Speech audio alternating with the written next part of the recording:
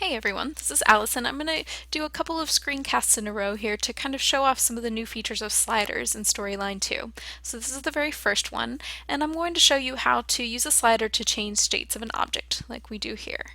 So our slider changes the state of our illustrated person. So to do this is actually quite easy. Here's our slide, and all we really have is a slider, some labels for our states, and our illustrated character with several built-in states. So let's build this slide together. Alright, so the first thing we want to insert is our slider, and you can find the sliders under the Controls panel here.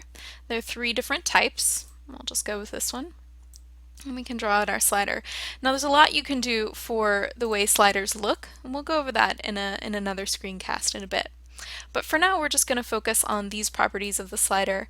That's the variable and the start and end. So what this does is it allows you to kind of define how many stops along the way the slider will have. We want our slider to have 4 states because our character is going to have 4 different states. So we'll start at 1 and we'll end at 4, and we'll step 1 along the way.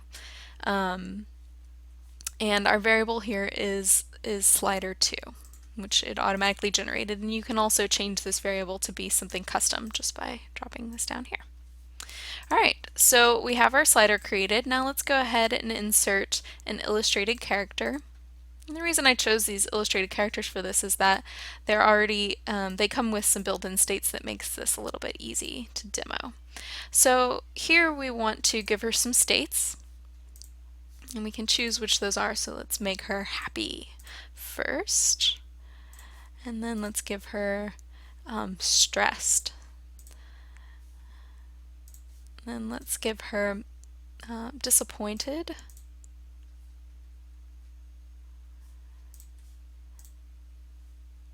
And talking. Alright, so we have 4 states here: happy, stressed, disappointed, and talking. And then we can go ahead and label where those will be along our slider. So the first will be happy.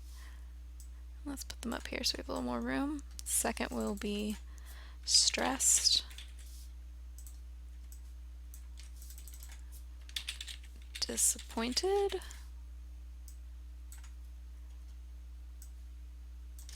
And talking. Those will be our labels for steps along the way. Now the only thing we have to do that's remaining is to connect the slider to the states on our illustrated character, and that's quite easy to do. You just need a couple of triggers. So the trigger will be that we will change the state of our character to whatever we want the state to be. So our first state is happy when the slider moves. And the cool things about the triggers on the sliders is that it gives you a condition right here. You don't have to go into this condition box. So we want it to be when the slider is equal to 1, which is the very first point. This one's 1, 2, 3, and 4. Okay, so we can just copy and paste that a few times. So our second state, we want to change her to stressed when our slider is equal to 2. We want to change her to disappointed when our slider is equal to 3. And we want to change her to talking when our slider is equal to 4. Alright, and that's it. You can go ahead and preview.